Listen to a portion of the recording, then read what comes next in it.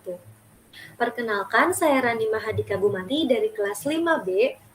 Video ini dibuat guna memenuhi nilai akhir dari mata kuliah peminatan pembelajaran biologi daring.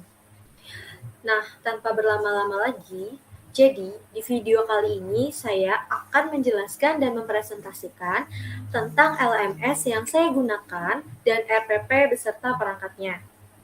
Sebelumnya, saya izin share screen terlebih dahulu ya.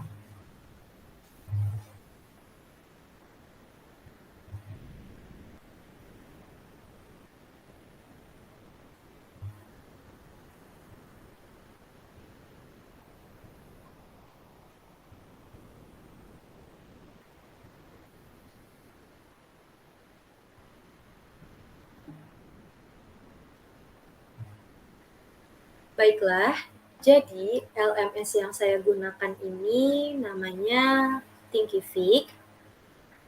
Nah, beberapa kelebihan dari LMS Thinkific yang saya ketahui yaitu dia itu sebenarnya adalah situs atau website untuk kita melakukan sebuah course. Tapi berhubung bisa digunakan juga sebagai LMS, jadi ya saya gunakan gitu. Awalnya saya mencoba menggunakan Google Classroom dan Edmodo, namun saya pikir menurut saya Google Classroom dan Edmodo itu sudah terlalu banyak yang menggunakan, jadi saya mencoba untuk menggantinya dengan yang sedikit berbeda, dan saya menemukan Thinkific ini. Nah, di Thinkific ini ketika awal kita buka gitu ya, tampilan awalnya itu kita akan diarahkan kepada langkah-langkah untuk mendesain sendiri website yang kita mau gitu. Jadi istilahnya anggaplah kita ini mau membuat sebuah course atau kursus gitu, kursus online tentunya. Nah, tapi kita sendiri yang desain websitenya itu mau tampilannya seperti apa, mau diisi oleh apa saja itu seluruhnya ada pada kita gitu. Jadi benar-benar kita yang desain sendiri. Tapi karena situs ini berbayar, jadi ada versi gratisnya gitu, tapi hanya terbatas. Jadi kalau nggak salah itu hanya ada 2 tema yang free gitu, selebihnya berbayar semua gitu. Jadi saya mencoba untuk menggunakan yang free terlebih dahulu gitu. Karena ini berhubung juga baru pertama kali, jadi saya juga kurang menguasai sekali, tapi pada intinya adalah ini sejujurnya sebenarnya itu ini adalah Thinkific ini adalah bukan LMS, melainkan website yang menyediakan kita untuk melakukan berbagai kursus online gitu. Jadi ini tuh sebenarnya situs kursus online seperti akademi gitu kan juga menyediakan kursus online gitu ya, terus juga dan lain sebagainya gitu. Kan sekarang banyak banget tuh kursus-kursus online. Nah, salah satunya Thinkific ini. Jadi kalau kita punya kursus online, misalnya kita ahli desain, terus kita pengen buka kursus online, kita bisa memanfaatkan Thinkific ini sebagai media kita untuk melakukan kursus online. Atau kalau kita menjadi student, posisinya kita sebagai murid, kita bisa mencari kursus-kursus online dengan berbagai topik di Thinkific ini, seperti misalnya tentang keuangan, tentang desain, coding, dan lain sebagainya. Nah, tadi pagi saya coba utak-atik gitu ya. Ternyata Thinkific ini bisa dijadikan LMS. Alhamdulillah bisa dijadikan LMS, maka saya memutuskan untuk menjadikan Thinkific ini sebagai LMS dalam pembelajaran kali ini. Jadi LMS saya ini saya namakan bio course atau biology course gitu ya. Bio course. Pembukaannya Assalamualaikum warahmatullahi wabarakatuh. Welcome to bio course. Welcome to bio course. We will learn together about biology, especially about psychotropics. Are you ready to explore anything about psychotropics? Come on, let's join us. Oke, kita coba ke my dashboard.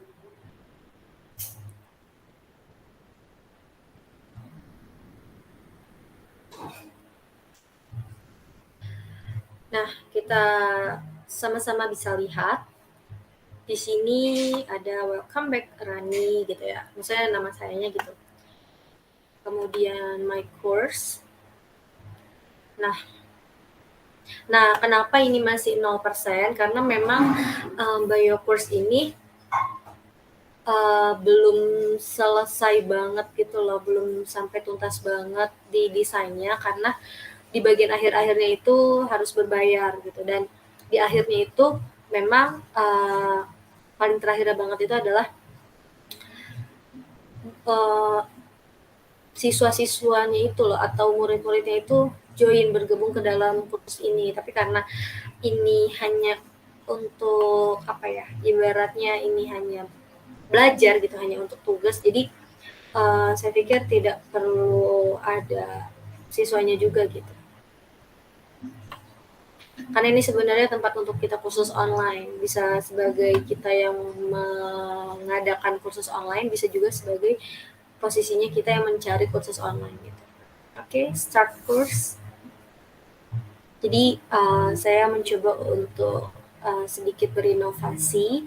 Kalau biasanya pada pembelajaran daring itu dilaksanakan dengan ya membuat video pembelajaran, kemudian LMS-nya melalui Google Classroom atau Edmodo, atau kalau di kampus saya namanya Spada gitu ya. Saya mencoba untuk memanfaatkan website kursus online sebagai LMS dalam pembelajaran kali ini. Dan kebetulan topik saya itu adalah tentang bahaya psikotropika. Jadi ini ada RPP 1 lembar yang saya buat terkait materi pokok bahaya psikotropika. Nah, materi bahaya psikotropika ini saya buat seolah-olah ceritanya itu untuk 2 kali pertemuan. Jadi ini untuk yang pertemuan hari pertama dulu gitu ya, untuk yang pertemuan pertama dulu. Adapun tujuan pembelajarannya itu adalah melalui kegiatan pembelajaran dengan pendekatan saintifik menggunakan metode diskusi dan presentasi, serta model pembelajaran discovery based learning. Peserta didik dapat mendeskripsikan pengertian psikotropika, mengelompokkan macam-macam psikotropika, menyelidiki contoh-contoh psikotropika, dan mendeteksi bahaya penggunaan psikotropika secara tepat melalui kegiatan diskusi dan presentasi. Nah, untuk alat dan bahan serta media dan sumber yang digunakan, tentunya yang namanya pembelajaran online yang menggunakan laptop atau handphone. Kemudian nggak lupa juga dengan buku tulis untuk mencatat dan alat tulisnya juga. Nah, untuk medianya itu bisa menggunakan Google Meet, seperti sekarang ini saya menggunakan Google Meet dan di record, kemudian WA group, dan tentunya ada lembar-lembar yang harus peserta didik kerjakan. Kemudian sumber belajarnya juga dari handout dan video pembelajaran yang diberikan, kemudian juga dari buku-buku bacaan gitu ya, seperti buku paket dan internet.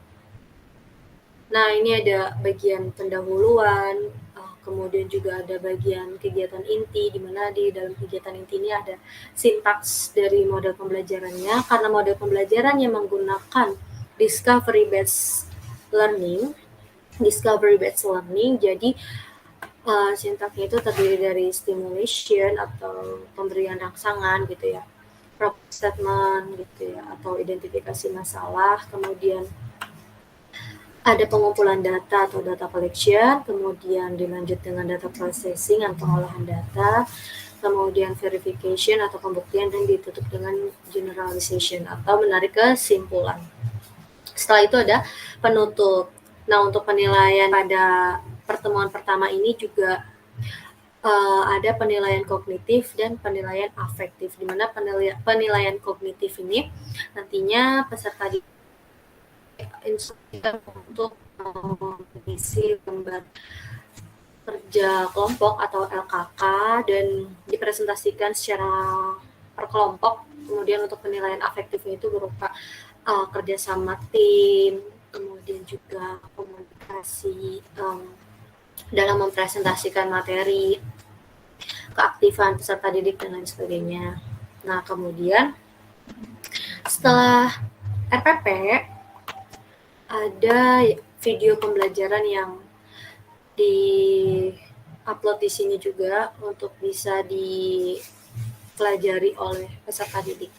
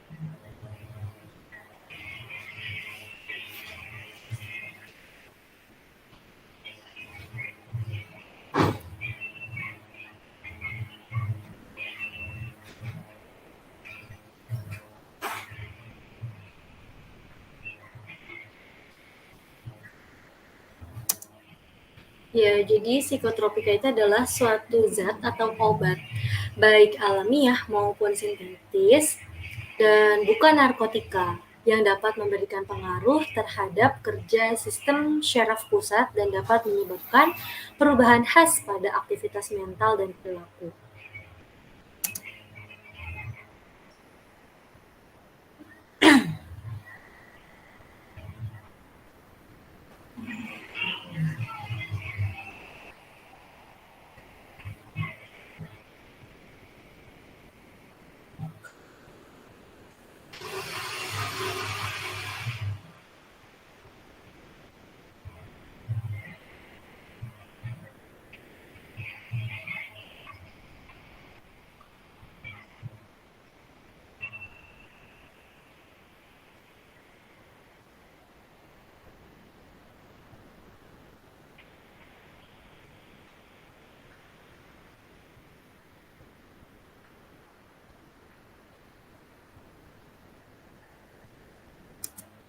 Nah, psikotropika ini bekerja dengan menyesuaikan tingkat bahan kimia otak atau neurotransmitter seperti dopamin, gamma aminobutyric acid, dan serotonin.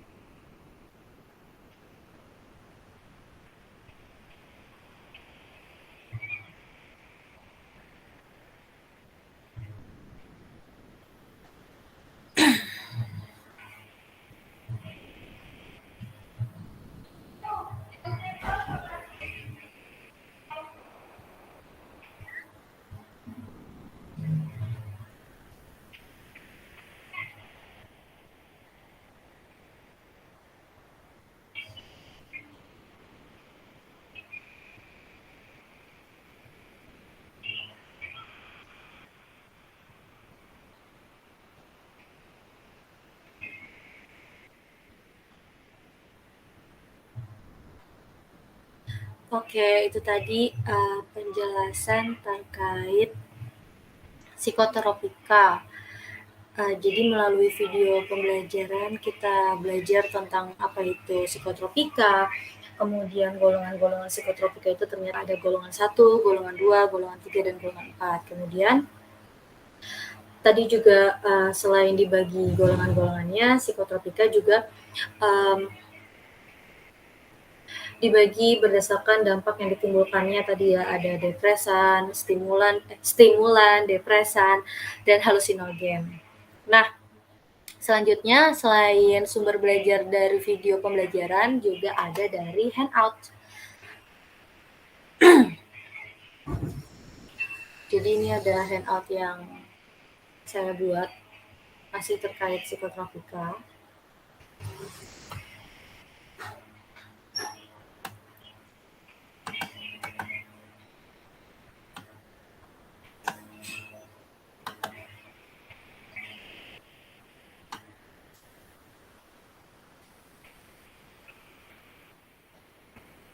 Nah, jadi pada handout ini juga dijelaskan bahwa psikotropika adalah zat atau obat alamiah atau sintetis, bukan narkotika, yang berkhasiat psikoaktif melalui pengaruh selektif pada susunan syaraf pusat yang menyebabkan perubahan khas pada aktivitas mental dan perilaku.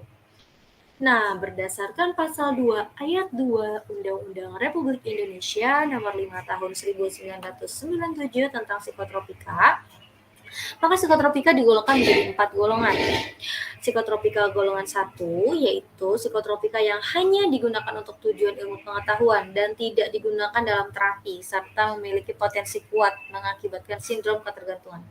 Contohnya ada ekstasi yang kalau dikonsumsi itu bisa menimbulkan perasaan fly, berkeringat, hiperaktif, gemetar, detak jantung cepat, kemudian juga kehilangan nafsu makan, rasa haus yang berlebihan, kemudian sakit kepala, pusing, menggigil yang tidak terkontrol, mual, disertai muntah-muntah gitu ya, gelisah, pucat, dehidrasi.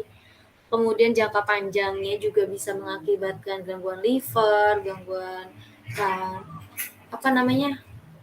syaraf gitu ya, kerusakan tulang dan gigi gitu. Terus dalam jangka panjang lagi juga itu bisa menyebabkan denyut nadi menjadi cepat serta menimbulkan paranoid dan halusinasi. Selain ekstasi juga ada LSD atau liserdietylamida. Nah, ini tuh ditemukan pada jamur ergot, jamur yang tumbuh pada sejenis gandum hitam dan biji padi-padian yang lain. Nah, LSD ini diproduksi dalam bentuk kristal di lab-lab yang tidak resmi gitu ya, terutama di Amerika Serikat. Nah, ini tuh bentuknya kristal-kristal yang diubah menjadi ada yang bentuknya kristal, ada juga bentuknya cairan. Nah, kalau yang bentukan cairan itu tidak berbau, tidak berwarna, dan sedikit agak pahit gitu ya. Nah, ini tuh dijual juga dalam bentuk-bentuk yang kartun-kartun gitu, bentuk-bentuk lucu gitu. Jadi nih seperti ini gambarnya. Nah, ini yang sebelah kiri ini yang bentuk cairnya. Nah, ini yang bentuk kayak kemasannya gitu loh. Jadi berbentuk kertas serap gitu. Terus biasanya yang kalau yang bentuk kertas serap ini tuh gambar-gambar lucu gitu, gambar-gambar kartun gitu. Nah, kalau psikotropika golongan 2 itu dia berkhasiat untuk pengobatan dan dapat digunakan dalam terapi serta juga untuk tujuan iptek gitu ya. Contohnya amfetamin. Kalau amfetamin ini dia biasanya digunakan untuk mengobati gangguan hiperaktif karena kurang perhatian atau ADHD pada pasien dewasa dan anak-anak. Kemudian ada juga metamfetamina atau metilamfetamina atau desoksifedrin, disingkat dikenal di Indonesia sebagai sabu-sabu gitu ya. Nah, seperti ini gambarnya. Kemudian psikotropika golongan 3 itu dia berpotensi sedang mengakibatkan sindrom ketergantungan.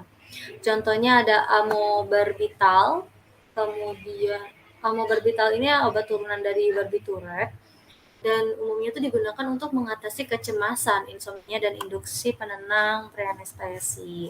Tapi dia ada efek sampingnya seperti ngantuk, kemudian berhalusinasi gitu, insomnia, pusing, mual, sembelit, sakit kepala, demam gitu, efek sampingnya. Kemudian juga ada flunitrazepam. Nah, itu sebagai media pengobatan bagi penderita insomnia gitu ya. Atau bisa kita katakan obat tidur, atau dia juga bisa buat obat bius gitu ya. Nah, gambarnya kayak gini nih. Tuh, kayak gitu. Rohypnol, flunitrazepam.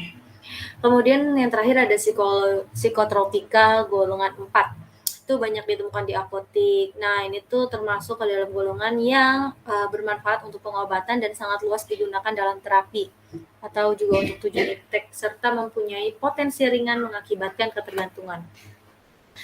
Jadi golongan 1 itu dia tidak bisa digunakan untuk pengobatan dan tidak bisa digunakan untuk terapi dan punya potensi yang sangat kuat dalam mengakibatkan ketergantungan.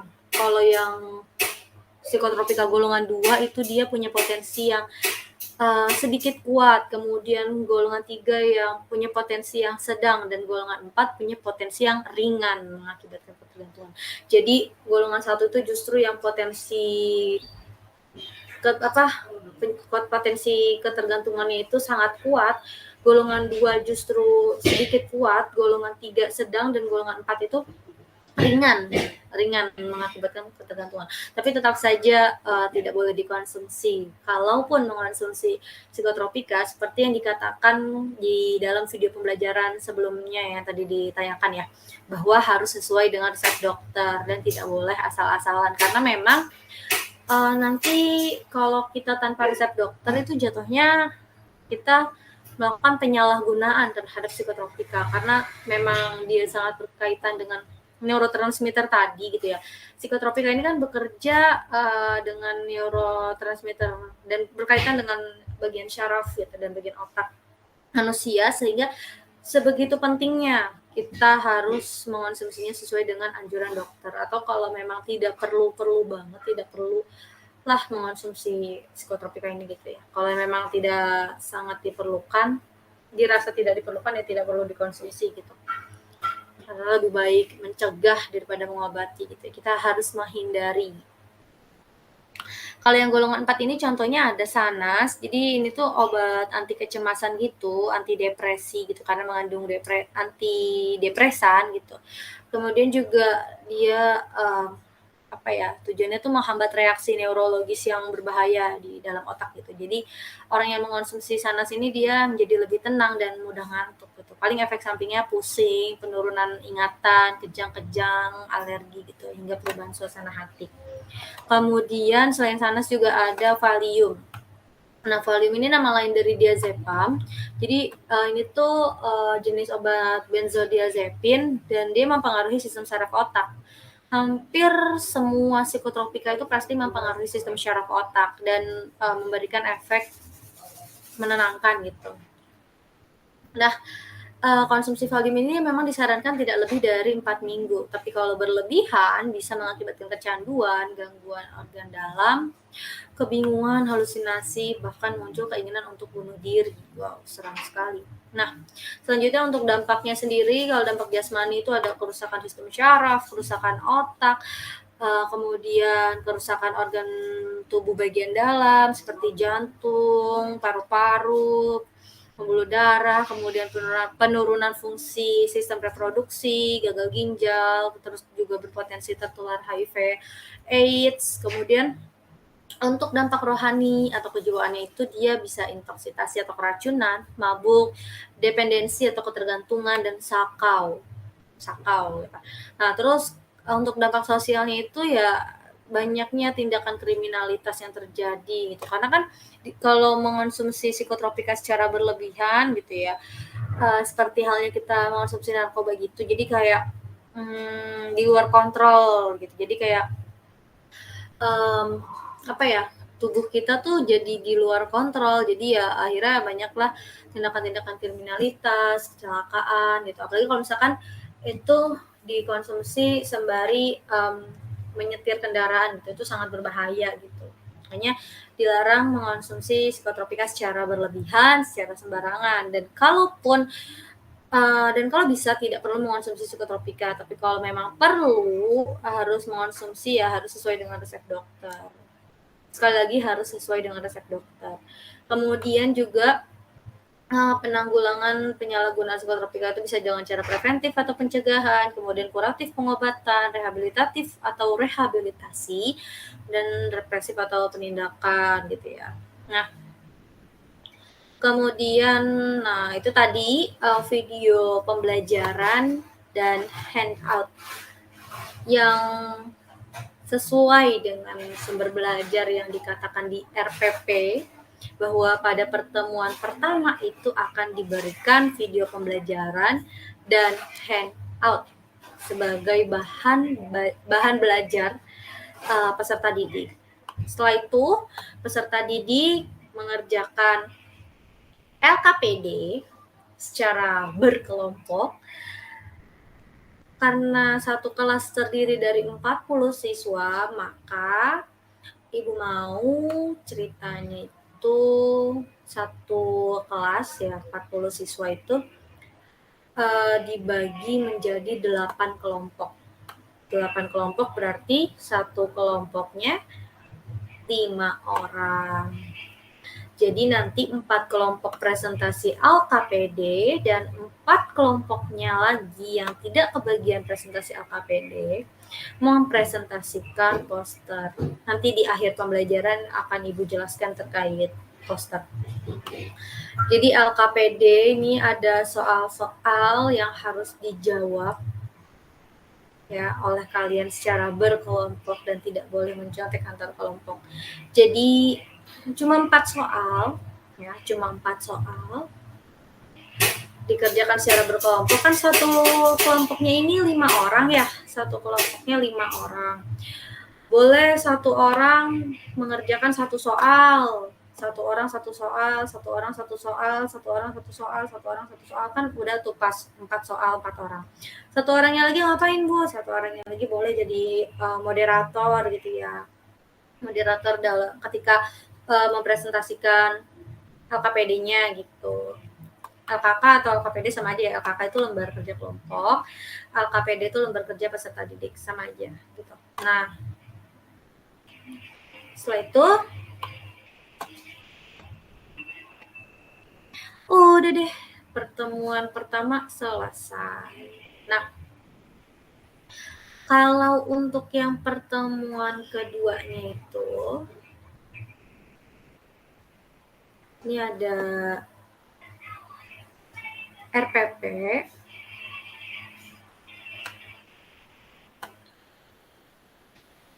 Nah, di RPP yang RPP 1 lembar ini di sini untuk pertemuan kedua ini masih kelanjutan dari yang RPP pertemuan pertama tadi. Nah, untuk pertemuan kedua itu tugasnya, jadi kan kalau di pertemuan pertama itu Ibu mengirimkan video pembelajaran dan handout sebagai bahan belajar atau bahan bacaan anak-anak semua ya. Di pertemuan pertama Ibu mengirimkan video pembelajaran dan handout sebagai bahan belajar peserta didik ya, sebagai bahan belajar anak-anak semua. Kemudian ada LKPD yang harus dikerjakan oleh anak-anak semua gitu. Nah, setelah LKPD-nya dikerjakan, kan mengerjakan LKPD itu dikasih waktu sekitar 30 menit kurang lebih. Habis itu LKPD-nya atau LKK-nya itu langsung dipresentasikan sembari share screen di Google Meet gitu ya, dipresentasikan ke teman-teman semua. Nanti juga ada sesi tanya jawabnya, terus nanti ya misalkan yang presentasi kelompok 1 dulu misalnya kelompok 1. Nah, kelompok 2 silakan presentasinya itu cukup yang memang menambahkan informasi dari kelompok 1. Jadi kalau kelompok 1 udah menjelaskan ini, yang kelompok 2 menjelaskannya yang lain gitu. Jadi menambahkan aja. Jadi saling melengkapi gitu, karena untuk mempersingkat waktu juga gitu. Ya kan, khawatir waktunya tidak cukup karena kita tuh hanya 2 kali 45 menit. Jadi 4 kali 45 menit ini untuk 2 pertemuan gitu. Jadi satu pertemuannya itu 2 kali 45 menit gitu. Hanya 90 menit. Jadi khawatir waktunya nggak cukup. Makanya saling melengkapi aja presentasinya, langsung to the point gitu, nggak usah dibacain semua. Terus untuk pertemuan selanjutnya alias pertemuan keduanya ini, kalian membuat poster tentang bahaya psikotropika. Di dalamnya itu terdapat langkah-langkah pencegahan penyalahgunaan psikotropika dan penanganan atau penanggulangan penyalahgunaan psikotropika. Jadi pada intinya poster berisi pencegahan dan penanggulangan dari penyalahgunaan psikotropika gitu. Gak usah jauh-jauh, gak usah terlalu luas, cakupannya di lingkungan sekolah aja dulu gitu. Jadi supaya bisa langsung diterapkan oleh kalian semua gitu. Karena juga posternya bisa ditempel di mading nantinya gitu ya. Jadi bikin poster, setelah bikin poster ya, kalian bikin poster secara berkelompok. Kemudian poster dikumpulkan melalui WA group H-1 sebelum pelajaran gitu. Dikumpulkan, setelah itu pada saat pelajaran kelompok yang belum kebagian presentasi LKK maka mempresentasikan poster. Nah, yang dipresentasikan itu posternya itu yang dipresentasikan atau yang dijelaskan itu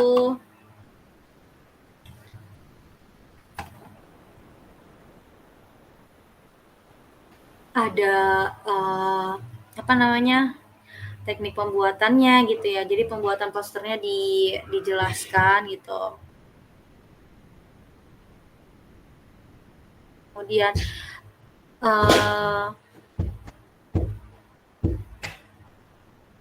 Kemudian juga kelengkapan materinya gitu. Jadi selain teknis pembuatan poster, dijelaskan juga isi konten dari posternya itu. Kemudian nanti akan dinilai apakah materinya lengkap atau tidak. Kemudian kalian menguasai materinya atau tidak gitu. Terus dijelaskan juga pada saat proses pembuatan posternya itu bagaimana cara kalian membagi-bagikan tugas gitu atau membagi-bagikan job desk dalam pembuatan poster ini gitu ya. Dirasa cukup dan tidak ada yang ditanyakan juga. Jadi memang Thinkific ini sangat useful sekali gitu ya, sangat berguna banget gitu. Walaupun ini sebenarnya situs untuk course online gitu, tapi sangat bisa digunakan untuk pembelajaran gitu, untuk dijadikan LMS. Oke. Mungkin itu saja yang dapat disampaikan oleh saya. Sangat banyak sekali kekurangan dalam pembuatan video ini, dan insya Allah juga video ini dibuat dengan tidak di edit gitu, tidak di cut, tidak dikurang-kurangi, insya Allah apa adanya. Oke, stop sharing dulu. Oke, itu saja yang dapat saya sampaikan. Kurang dan lebihnya mohon maaf. Wassalamualaikum warahmatullahi wabarakatuh.